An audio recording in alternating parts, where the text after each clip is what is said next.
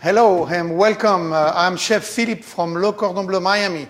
And next to me I have... My name is Ray Rutenis, and I'm one of the chefs here at Le Cordon Bleu, Miami also. And tonight we're going to do some little weird stuff. We're going to start with, Chef, with what? With a bacon ice cream. Bacon ice cream? We want to start with the dessert first, or we want to go into maybe do a little skills? Yes. How about a little skills action with some fish? We're going to do, we're going to fillet a fish, and then we're going to cut some vegetable, and we're going to do a moqueca style fish. It's a dish from Brazil, and we're going to mix some Jamaican flavor into it. We're going to put a little bit of Jamaican curry. Basically, what we're trying to do here today is to show you how different combinations of foods work. Of course, we're always interested in the old days when strawberries and cream, peanut butter and jelly were the favorites, where you combine two different tastes into making one excellent, excellent product. Today, we're going to twist it up a little bit and do something a little different, starting out with the moqueca and making that fish dish, which is basically a traditional Brazilian dish. Depending on where you're from, the north or the south, you would use ingredients like coconut milk, dende oil, which is a palm oil, and using different types of fish to actually make a flavorful stew. What we're going to do is we're going to take it and do it one step further and add that with a nice Jamaican curry flair, excellent Jamaican curry spice, and we're going to use a sea bass. You want to explain to them a little bit about that sea bass? Yeah, the sea bass is actually, right now we have a lot of, they kill so many sea bass that they were too small, so the only fish that we can buy in the market, they have to be 40 pounds and up. So when you ask for a sea bass, if you want a 40-pound sea bass, it's going to cost you an average of $800. So when you buy the fish, you really don't want to buy the whole fish if you're not going to use it.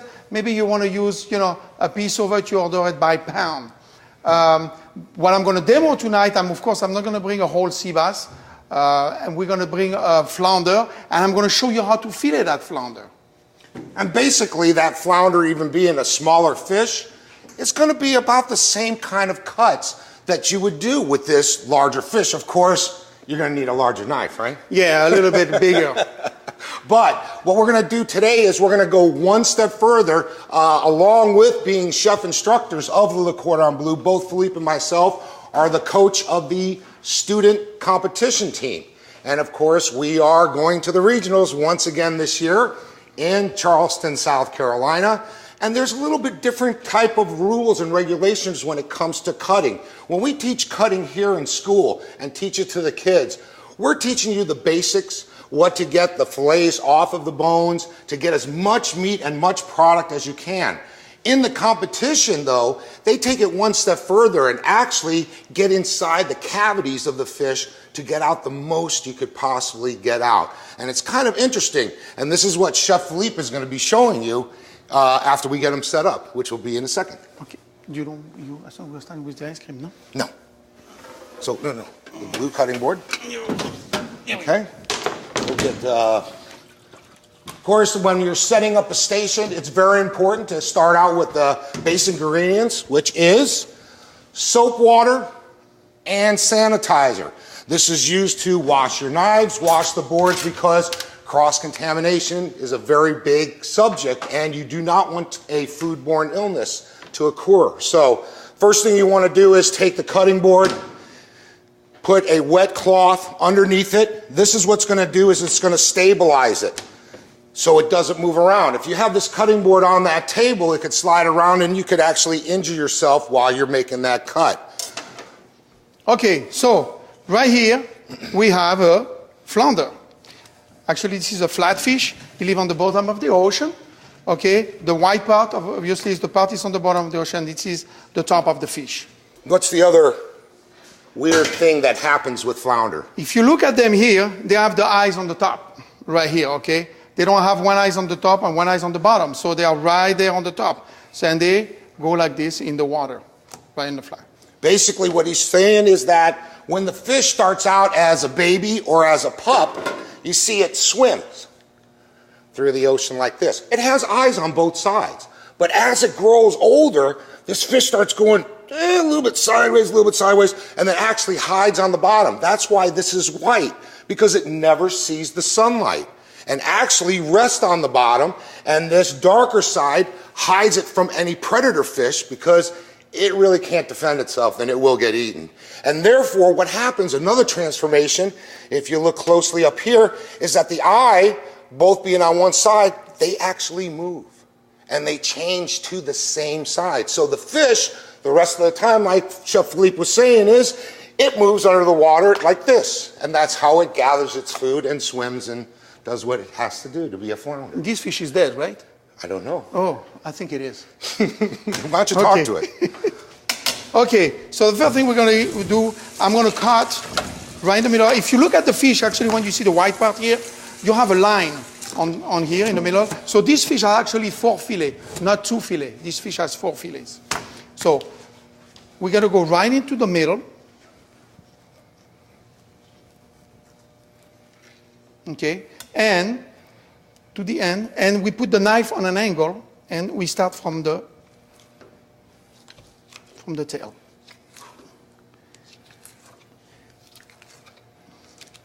We teach that to students, okay? It looks easy, but when we start doing it, it's not that easy, okay? You have to, everything's experience, okay? Everything, it's like the more you do it, the better you get at it. And when we do competition, we do repetition and repetition and repetition until the student get it. And do the same thing on the other side. Knife is flat, and the fillet of fish come right out.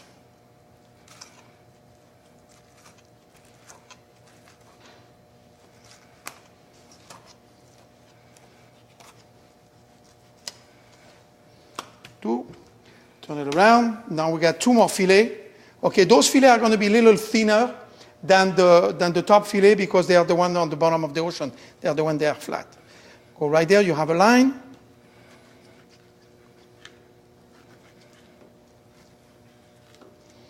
Same thing, the knife on an angle. Notice that he's starting cut down the middle of the line first. You're going to find this little tiny bone. It's basically like a hump.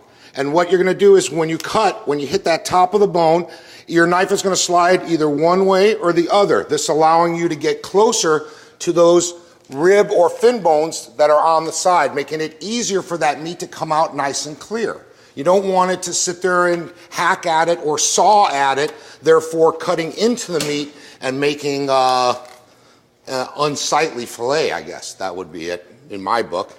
But basically that's what you're doing. So you're taking that, he's taking that off, and he'll worry about cleaning each fillet up a little bit more later.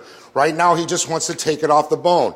And as you can see, he's now going on to that other side of the bone and slowly doing the same thing, using nice, smooth strokes until the fillet comes off. This is probably the same way that we teach how to do chicken. If you're cutting a chicken and you're cutting down the breast, there's 2 sides to that breast. In the middle, there's that keel bone, and what you're gonna do is cut down one side or the other, taking those nice strokes and trying to get as much meat as you can off of that bone without cutting into it. Okay, and what we tell the student at school, we don't teach. Well, we teach them that, but when we go to competition, we teach them if you have any meat left over, we have to remove all the meat left over out with a spoon, with the back of a spoon. So, and you can always use that for another application. You can make a mousse, you can make fish balls, you can fry them. So this is very important. Look how much meat I can get out of one bone. Go ahead. Okay. We open here. We have the cheek. You know, it's a lot of meat in the cheeks, okay? Grouper chicks. Grouper chicks are very expensive, are a delicacy, okay? This is basically what he's talking about is this is the jowls right in here. There's a little set of meat that's actually considered a delicacy in a lot of restaurants. They use them a lot for appetizers. It's very tender and very flavorful. Almost the same way the jowls of a pig would be the same as in texture and in flavor. And these, usually we use that for fish stocks. Okay, now I'm going to remove the skin from the fillet. We'll cut the excess of And same thing with the knife as an angle. And we go in the skin.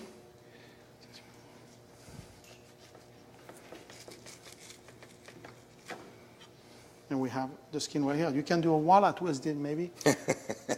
No. No? A little small. A little small?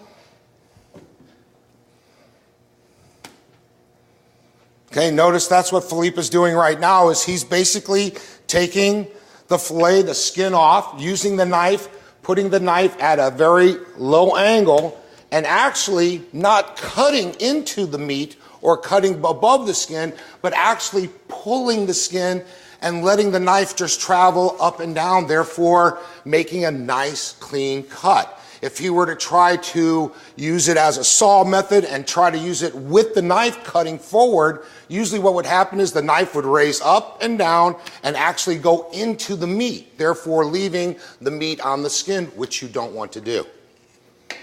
Right? Is that what That's you're doing, right? Yes, you are doing? I am. Okay, good. I agree. Just want to make sure. And as he's finishing, putting the portions nice and neatly into a container. This is, once again, in competition.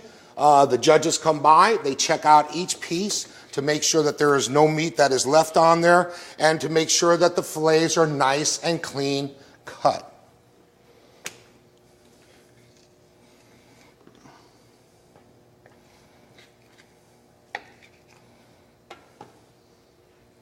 One more. So this is the difference between a round fish and we call that a flat fish. A flat fish has 4 fillets, a round fish will have 2 fillets. 2 fillets, right. And here we have it. Fold them up. And now we're going to clean up. Okay, so basically what you're seeing here is 4 fillets. Usually in a restaurant service, what's going to happen is you're going to get 2 of these fillets per order. A very popular fish that is kind of like a flounder is called Dover sole. This is actually not even done until it goes out into the dining room. The proper way to service this is putting on a gueridon, and the waiter actually out front takes it off the skin and puts it right onto the table, which gives you a nice presentation and also lets you see a little bit of a show. But this is what you're looking for. From here, what can we make with this? What can we do? What kind of cooking can we do with this? We can poach, we can grill, we can... Poaching is probably the best because of the tenderness and the flakiness of this meat. It will cook very quickly and it'll be nice and moist when it comes to your table. Also, we're looking for different types of breading you could use on this, which works very well. The reason why this is great in pan or fast cooking is because you notice that the fillet is very thin, as opposed that you sit there and look at thicker fillets which need more time and probably should be used in a different type of cooking aspect. We have a question here, and he says, any special type of knife to debone a fish? Yeah, we have special knife to debone a fish. They are a deboning knife, but they are very flexible. If you look at them, you want to be able to go inside the fish. So yeah, it's a special knife. It's a boning knife special. We have a couple of different ones. Some of them are a little more flexible than others. The more flexible they are, the more dangerous. The most important thing about a knife, the knife has to be very sharp. If the knife is very sharp, you're never going to cut yourself. I cannot say never, but usually with the knife, if they're very sharp, you're not going to have an accident. When the knife is not sharp, the knife doesn't cut, and then it's going to go on one shot, and you're going to cut yourself. So yes, special knife for fish. We call them in French filet of sole. They are very, flexible. The flexibility lets you, of course, get inside the bone, and especially down that middle bone, which is very delicate. But also look at the width of the knife as compared to the width of a regular chef's knife. See how thick this is, okay? As Chef Philippe was taking the skin off the fish, remember, he's pulling that fish skin and he's doing a sawing method with the knife. Therefore, look how much friction is happening on that fish. This, of course, causes it to not tear that fish, the meat of the fish, as opposed to this knife, which, yeah, you could probably do that, but look at that surface that's going across. Therefore, it's better chance for the fish, the meat of the fish to get stuck onto there. And obviously, you know, it depends how big is the fish. The bigger is the fish, the bigger is the knife. Okay? So, let's get this. Oh, we have another question. We have another question. Chef, do you always fillet from the head to the tail? Yes, usually I do. What about you, Chef?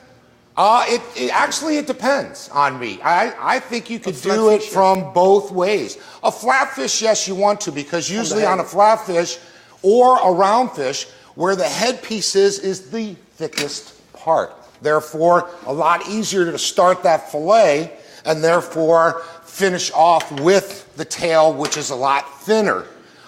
If you have a larger fish, like a big ocean fish, maybe a 50-pound dolphin or a swordfish, it really doesn't matter where you start because of that thickness of the fish. A lot of people prefer to start from the tail. Once again, it depends on the comfortability you have of cutting that fillet off of the bone. And I hope that answers your question. Okay, now we're going to start the cooking process for that moqueca with Jamaican curry. So what do I have here? I have some bell peppers. I have some red bell pepper, green bell pepper, and yellow bell pepper. The food, when you do food, is very important. The color are very important, okay? The more color you have in the plate, the better the plate is going to look. You know, usually the first things that appear when you go to a restaurant, what is it? You look at the plate and you say, oh my God, this look beautiful. So when you have that, you already win about 40% of the game. Then is the flavor coming to your, you know, to your palate. So the first thing I'm going to do right now, I'm going to do julienne. That's another cut that we will do when you are in a foundation one. We show you all the cuts. It's a lot of different cuts. And the one I'm going to do right now is a julienne, okay, julienne of pepper. And I'm going to julienne all those pepper, the red, the green, and the yellow. To be exact, the julienne cut is 1/8 of an inch thick by 1/8 of an inch thick, and usually 2 to 2.5 inches long.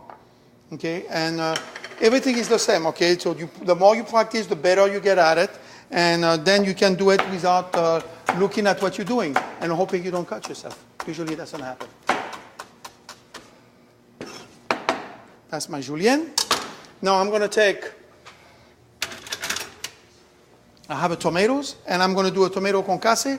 I have the water here. And we're going to peel the tomatoes.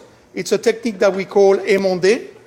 You can peel tomatoes, you can peel fruits, you can peel most of the fruit, peaches, apricot, by submerging them in hot water for about 15 to 17 seconds, and then you get some ice water and you cool them because you really don't want to cook it.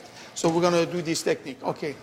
Now, also in the same time, I have some clam juice here that I'm going to put on my pot, and I'm going to start reducing my clam juice with my coconut milk to get the right thickness. So I have clam juice, coconut milk,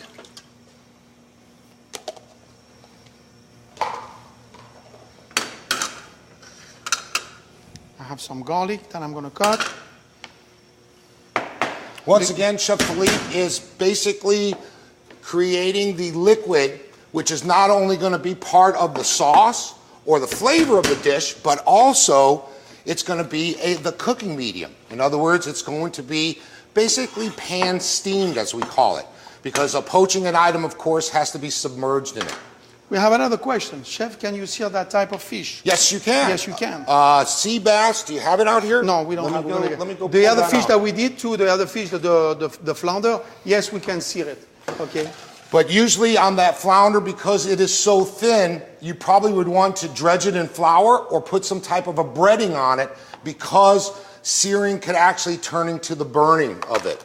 As far as this fish, you'll notice that it is very thick. It's basically a very large fish. Like Chef Philippe was saying, the minimum size that you can get is around 50 pounds. So you figure a 50-pound fish, that fillet has got to be, oh, this big by that thick. So we just cut one little tiny piece off of that. Searing this fish is wonderful because of the thickness of this fish. And if you notice, even when I'm pulling it apart with my fingers, it's not falling apart. It's actually a pretty sturdy fillet. Therefore, it'll survive that high heat that you need to cause the sear. And of course, the sear is to get it a nice brown coloring, start a little bit of a Maillard reaction, which is going to be not just color, but flavor for the fish. Maillard reaction, what is that? I don't know. What is a Maillard reaction? Maillard reaction. Isn't that something that when a person cooks the food the wrong way, it's Maillard? No. No. Is it metal? Metal? Maillard. Maillard reaction. What is Maillard reaction? Maillard reaction is when you cook a piece of protein and you sear it. And why do you want to sear a piece of meat? Or you want to sear a piece of fish? Because you want to keep all the juice inside the fish or the meat, what are you cooking? That's what we call Maillard reaction. Also, what happens is the amino acids that are in the protein of that product, whether it's a fish, better on a steak, that's the way I like it, what happens is it caramelizes. And we all know that what's the best sweet to eat is caramel, right? It's nice, sweet, got a little smoky flavor to it. Well, this is what happens to protein. When you sear it like that, that high heat mixes those sugars, caramelizes them with the amino acids, and creates that type of color and flavor. Okay, I just put my tomatoes in the water for about 17 seconds. It's nice and warm. Now I'm going to ice it down because I don't want to cook it. This is so cool. Watch what happens. It almost falls off the tomato. Okay. You've all been to restaurants, you've had tomatoes in like stews or tomato sauce, and you go through it and you see these little tiny pieces of skin lying around. Why? Why do they do that? This is so much easier. We're talking 10 seconds, and it comes out. The meat of the tomato is still raw, crunchy, moist, beautiful tasting. And you know what? You could do it with other things too. Any thin-skinned vegetable. And vegetable, of course, can be a fruit. You could do it with plums. You could do it with peaches. Any one of those fruits. Drop it in that hot water, put a little X, and that skin just pops right off of the meat. And now instead of eating that skin of those fruits and vegetables, you're just eating the nice, flavorful, juicy, right? Is that juicy? Yes. Is that tomato? Yeah, it is juicy. Look at this. Okay, because I bought you special tomatoes today just for that, because I knew that's what you wanted. Oh, juicy tomatoes. Okay, so what he's doing right now is basically taking the seeds out, because in this dish, remember, the flavor is in the liquid. The liquid was once again coconut milk, a little bit of clam juice. There's that flavor coming in. So we just want a little bit more of acidic flavor coming from the peppers, which will come, and from these tomatoes, but we want more of a texture into this meal. Because without these, this meal is now nothing more than basically water or a liquid with fish on it. Okay? So my clam juice and my coconut milk has been reducing. So I'm going to start adding my vegetable. Okay, then I just cut my bell peppers. And we're going to cook them. A little bit of garlic. And we're going to simmer this very gently. I have a little bit too much for my dish here. I'm going to remove this and I keep it for another application. Once again, he's cooking those vegetables in a liquid, so basically poaching, because those vegetables are submerged in that liquid. So he's poaching the vegetables as opposed to sauteing them, which would be using a very little bit amount of fat and a very high amount of heat, almost causing that caramelization to happen. The other thing that we teach, the other way that we teach vegetables, especially in the beginning parts of a full, complete meal, is to sweat them, or in French terms, to suit. This is basically taking these vegetables, putting them in cold with cold butter, bringing that butter up to temperature so that the vegetables actually sweat. In other words, the juices start oozing out into the flavors of the butter, but not cooking those vegetables. Because the cooking is going to be done when we pour the liquid or the other items that we're going to pour into that pot. Okay, what I'm going to do now, I have my Jamaican curry Oh here. yeah, this is some good stuff right there, huh? And I'm going to put a little bit on the pan here, and we're going to toast it. Okay? Now, why would you do that, Chef? Because the curry is a very strong flavor, and you don't want to eat raw curry or raw spice. A lot of spice, you can really roast them, and you can, the coriander, you can do cumin, you can do... This is actually a mix of spice curry, okay? It has coriander, it has cumin, it has clove, and it's a mix of 7 spices. So I'm going to toast this a little bit. Do you ever have Indian food and then, you have a very, your stomach, it doesn't feel too good? Yes, it's because they didn't cook the curry properly. Yes. Okay? So it's very important to cook the curry and to toast it a little bit. Plus, remember, curry being all the different seeds that there are, seed is basically a legume, which is a nut. So therefore, you've got these seeds toasting in there and bringing out that nutty flavor in all of those little tiny different seeds. So that's giving you more of a roasted, nutty flavor, as well as the flavor of the combination of all those in the curry. Okay, we have one more question here. Chef, can you cut the vegetable to a smaller size for the salsa? To a smaller size for the salsa. We're not making a salsa, but yeah, we can cut the vegetable smaller. Everything is based in proportion. One thing that I didn't mention, that when you cut vegetable, make sure they're all the same size, because if you're going to cook them together, you have a small vegetable, you have a big piece of vegetable. Some vegetables are going to be cooked, some vegetables are going to be raw. So it's very important that we teach the student. We have to cut, and the cuts have to be all the way the same across. That's the most important. Along with, of course, the way it looks, because yes, cooking even is one of the reasons why you want to cut the vegetables the same size, but you also want it to look cool, man. It's nothing better, especially in a salsa, that every one of your vegetables has that beautiful, beautiful small dice cut, and they're perfect. It just makes that person look and say, you know what? This person took that extra time, that extra special effort into making these vegetables look like this for me, instead of whacking it up and throwing it in. Yeah, can you cut it at smaller size for the salsa?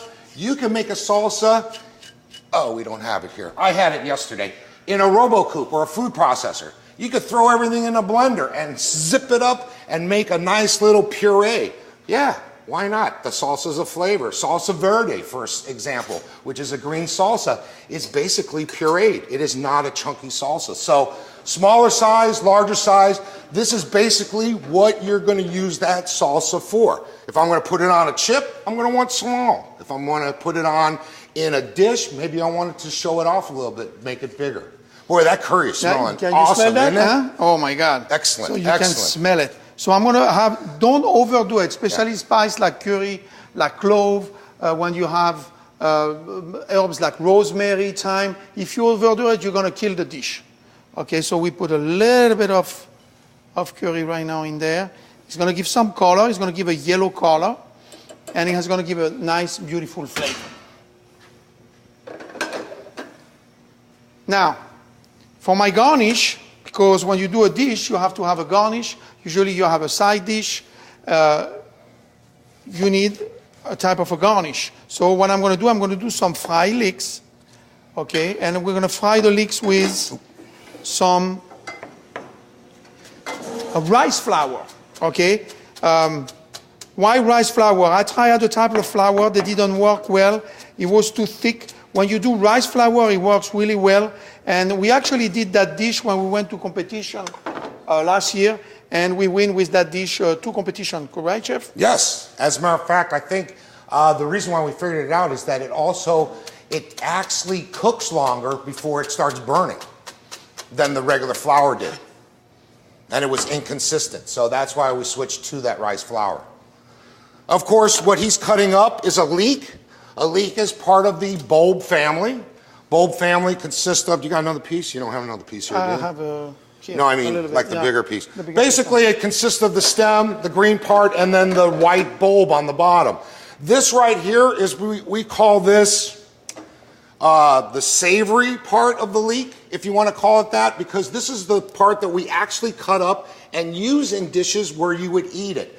When you get to that darker green part, basically what happens there is that it gets really, really fibrous. And you can't, even if you cook it, you're chewing on it for a long time. So what we use that for is a French seasoning, which is called a bouquet garni. Bouquet garni. You want to explain what a bouquet garni is? Bouquet garni is, you know, a lot of people ask you, what is the difference between a bouquet garni and a sachet? Well, a bouquet garni, it's leeks. Usually you use the green of the leeks. You use thyme, peppercorn. You use a piece of celery and parsley stem. And bay leaf. And bay leaf. Now, a sachet, what is a sachet? A sachet is, you don't have to have a specific ingredient. Bouquet garni has a specific ingredient. A sachet can have anything in there. If you want a special flavor, you're making something like Asian, and you want to have some ginger. So you can stock ginger in your sachet, and you're going to have a stock that you're going to make, and it has a flavor of ginger.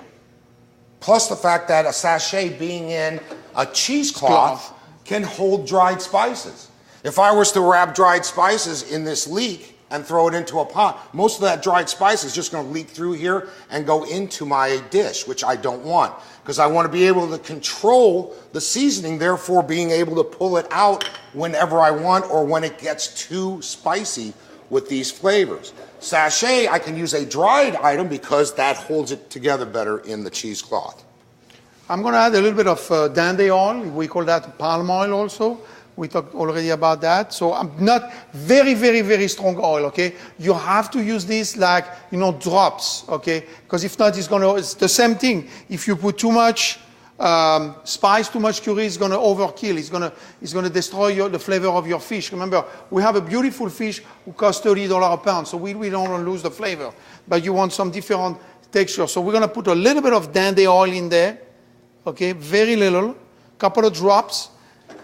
And I'm going to keep cooking it.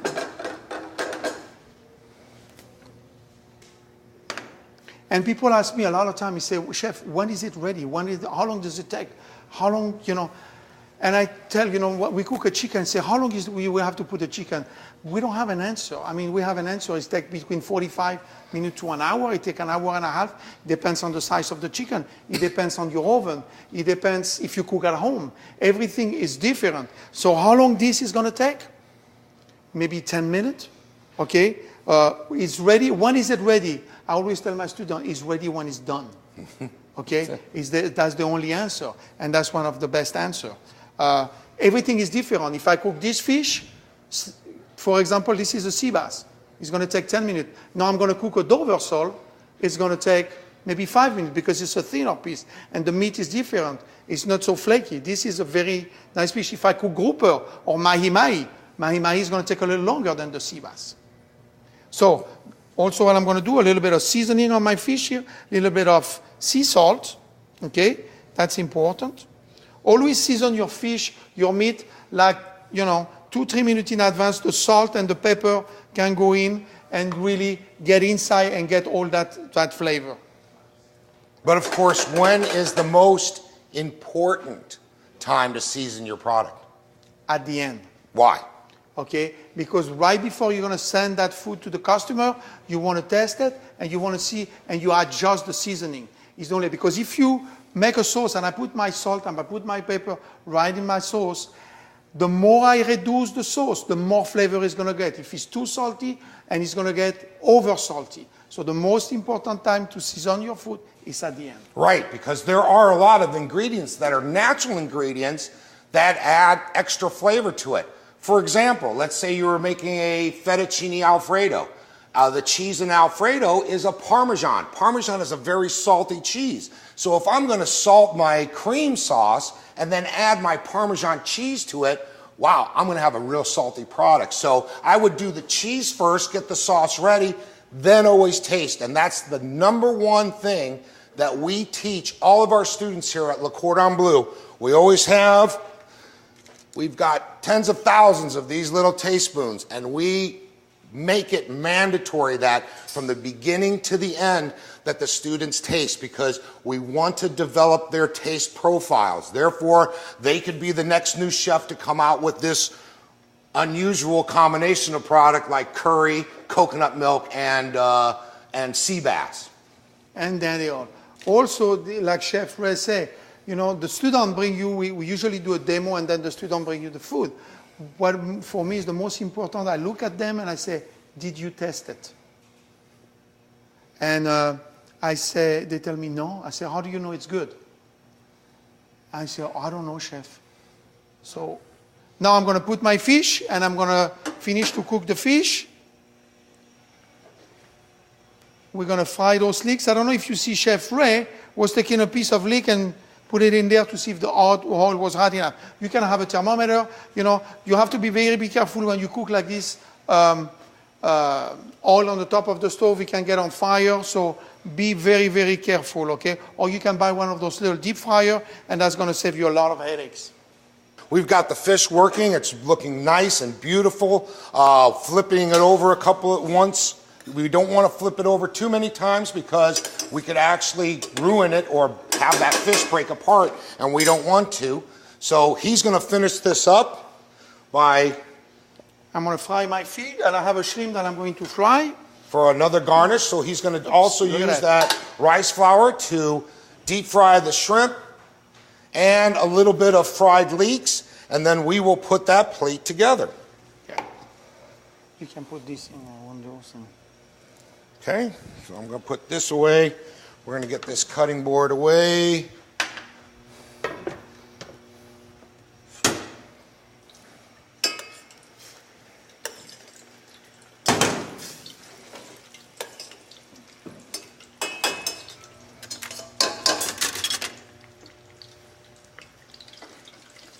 Okay, as you can see, when he's deep frying that, it's not taking very long at all.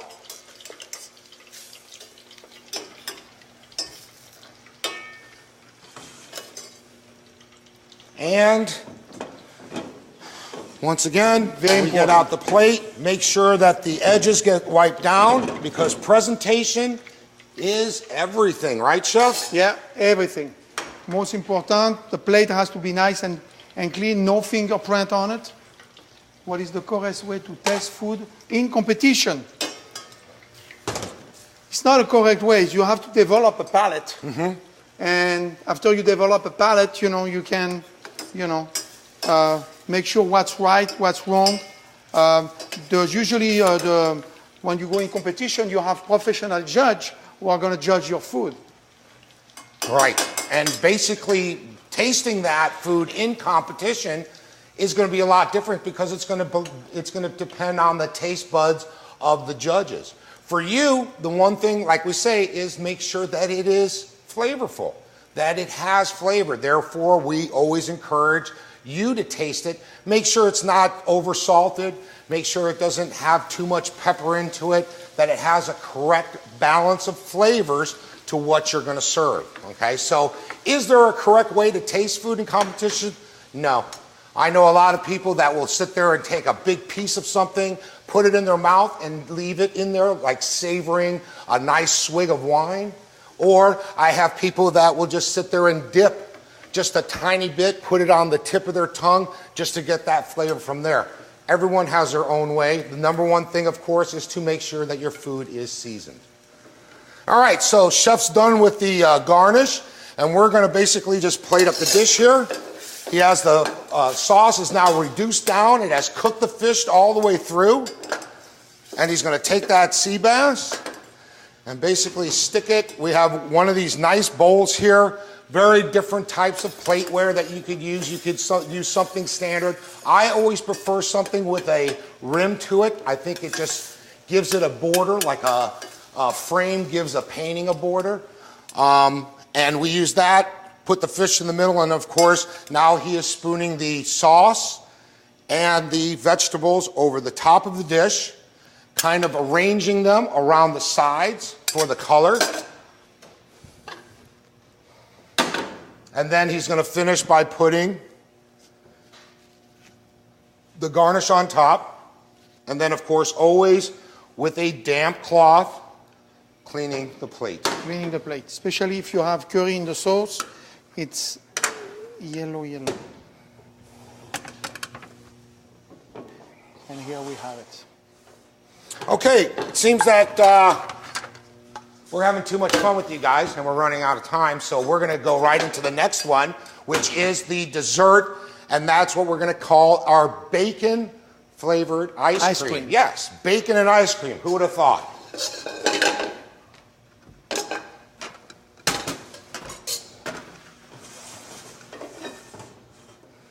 All right, so very easy. All we do is, for this ice cream, once again, we're talking about combining two very common flavors: bacon, which everyone loves, salty, smoky, fat. Everyone loves the flavor of fat because that's where the flavor comes from, is fat. And we're going to combine it with a little bit more fat from heavy cream, milk, and using more bacon. So the first way that we're going to start off with is we're going to put all these ingredients together. I'm going to take basically 2 cups of milk and 2 cups of heavy cream. This is what is known in the grocery store as half and half. Get it? Half and half milk, half I thought cream. I was going to get like a laugh or something. I guess not. All right, so I'm going to pour the milk in. I'm going to get the heavy cream and pour that in. I'm going to get brown sugar. Brown sugar, because I want a little bit of color in there. I'm going to add that in here. It's an ice cream, so you really want that sweetness, okay? I'm going to add corn syrup. A little bit of corn syrup in there. I'm going to need a knife for this. And we're going to add that into there. Also giving it sweet flavors. You can use, if you want to use maple syrup, you could use maple syrup. They have different variations of the recipes. You can use maple syrup, you can use brown sugar, you can use egg yolk. And then I'm going to put the raw bacon. Yes, raw. I'm going to put in here. Put this onto the stove. And here we go. We're rolling. And we're rolling.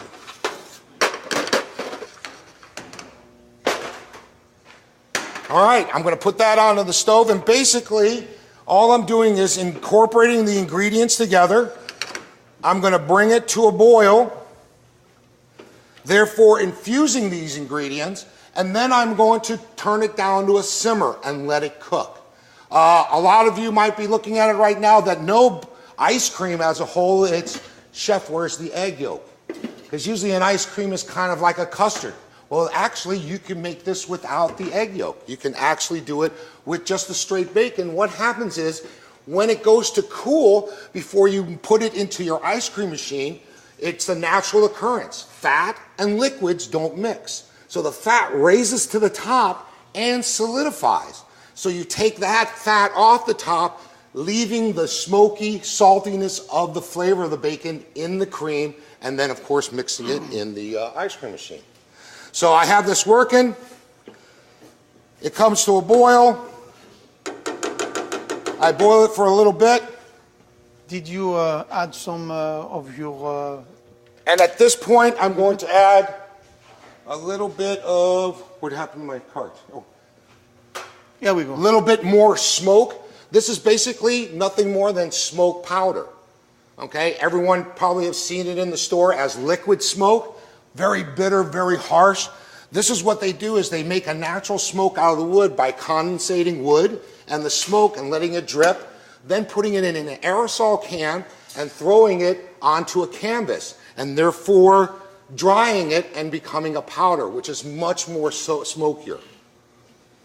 Okay, we have another question. Why do you focus on the syrup? Well, the syrup is going to make the ice cream sweet. Remember, we want to balance those flavors. We have a sweet, you're going to have a smoky flavor, and you're going to have a salty flavor. So the function of the syrup is to give the sweetness, the same as the function of the brown sugar. Okay, so this has been, we'll say this has been simmering. And the next thing we want to do is to cool it down. Cool it down a little bit. You want to cool it down, and then we're going to put to an ice cream machine. Obviously, here we have a small ice cream machine. This is the one we use in competition. You know, it takes a little longer. Of course, we have an ice cream that's already made. If we have an industrial ice cream machine, it takes about 7 minutes to make a quartz. This is going to take about 20 minutes. Okay, I know we don't have 20 minutes, but it's gonna... So we would pour this, of course this would be cold, and pour this into the pre-frozen container. Go ahead. Put that on to the top, get the scraper in, and that scraper slowly turns and pulls everything that's frozen on the outside of that machine into the middle, creating a gelatinous, creamy ice cream. Yeah. At this point, when it gets towards that thickness that you're looking for, we then take bacon bits that we have cooked off with the syrup, corn syrup, and we add that into there just to give it some texture. So therefore, every bite that you take of the ice cream, you're going to get a little bit of bacon into that. Okay, we have another question. If you don't have an ice cream machine, there is another way to form ice cream. You really need an ice cream machine, and this is not, this is not an expensive machine. Of course, you're not buying an industrial. You can buy an ice cream machine for about $60, $80. So really, to make ice cream, you really need an ice cream machine, because if you look at this machine inside, it has a piece that's turning all the time. If you make your ice cream and you're just going to go and get it frozen, it's going to start freezing by the bottom and the side, and the middle is going to be liquid, and it's not going to get mixed together, especially if you have an ice cream like that, who has a lot of fat. The fat is going to come to the top before it's mixing together with the ice cream. So yes, you do need an ice cream machine. Or, I guess, Chef, you could just sit in the freezer for about 2 or 3 hours with a scraper and then just keep scraping the sides of the bowl until you get that creaminess. Maybe worth, I don't know. All right, so basically what happens is after a certain amount of time, you're going to get this nice, almost looks like a milkshake effect. Awesome, awesome flavors. This is my favorite time because I usually put it in a glass, take a little bit of rum, you're right on there. But if you want to make the ice cream, it now has to sit. And what we do is we take it, put it into a metal container, and we throw it into the freezer, preferably, I would say minimum 6 to 8 hours, preferably a whole day. Therefore, tightening it up.